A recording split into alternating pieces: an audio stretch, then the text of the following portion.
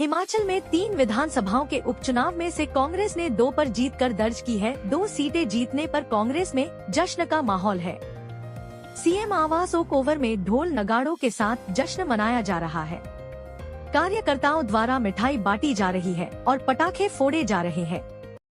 ये हमारे लिए बहुत हर्ष की बात है कि जो ये उपचुनाव में हम 2 सीटों पे कामयाब हुए हैं, उसमें मैं पार्टी के वर्कर्स को बहुत बहुत बधाई देती हूँ, उनका धन्यवाद करती हूँ कि उन्होंने रात दिन मेहनत की, जिसकी वजह से हमारी ये उपचुनाव में हमारी जीत हमने हासिल की है। पूरे भारतवर्ष में भी जो उपचुनाव हुए हैं उसमें भी ये रुझान देखने को मिल रहा है कि इसमें जो हमारा गठबंधन था उसको लोगों ने अपना समर्थन दिया है। बीजेपी की सरकार उत्तराखंड में होते हुए हमने फिर भी वहाँ पर कांग्रेस की ने जीत हासिल की है, उसके लिए भी हम उनको बधाई देते हैं, उनके पार्टी वर्कर्स को बधाई देते हैं कि आपने इन सीटों को जिताया। सबसे बड़ा श्रेय हमारे श्री राहुल गांधी जी को जाता है, जिन्होंने पूरे भारतवर्ष में एक भारत जोड़ो यात्रा निकाली और भारत जोड़ो यात्रा के तहत वो लोगों से मिले, लोगों से उन्होंने संपर्क किया, अपने जज्बातों को उनको जानने का उनको मौका मिला और उसी तरह से आज उसका रुझान हमारे सामने है।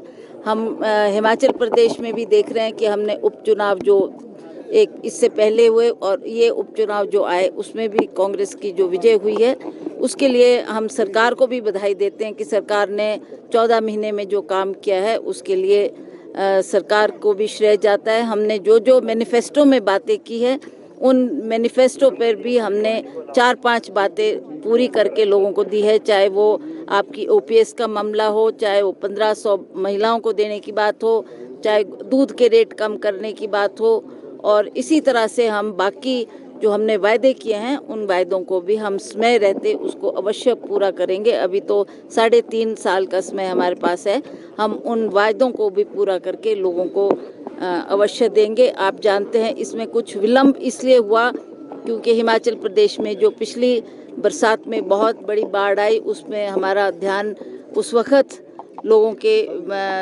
साथ था और लोगों का जो नुकसान हुआ उसकी भरपाई करने के लिए 4,500 करोड़ सरकार ने जो धनराशि दी है, उस धनराशि को देकर लोगों ने सरकार का बहुत बहुत धन्यवाद किया है।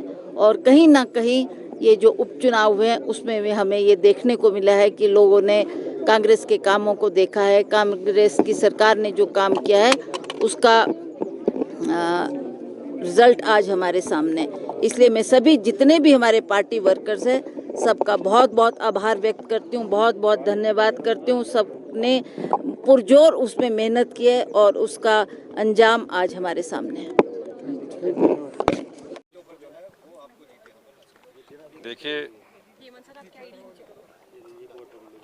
अभी 1 महीना पहले जब लोकसभा के चुनाव हुए तो तीनों विधानसभा क्षेत्रों में भारतीय जनता पार्टी के लोकसभा के प्रत्याशी 15-15 हजार वोटों की लीड से जीते।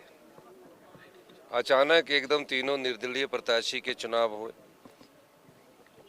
भारतीय जनता पार्टी ने तुरंत प्रभाव से तीनों चुनाव घोषित करवाए और मुझे खुशी है कि हिमाचल की जनता ने जनबल का साथ दिया और धनबल की पराजय हुई। देहरा विधानसभा क्षेत्र से 25 साल से हम कांग्रेस पार्टी वहां चुनाव नहीं जीत पा रही थी। पार्टी प्रत्याशी ने कमलेश ठाकुर को वहां से टिकट दिया और हाई कमांड ने जो सर्वे करवाया उसके आधार पर वो टिकट दिया गया, वहाँ हमारी जीत हुई है।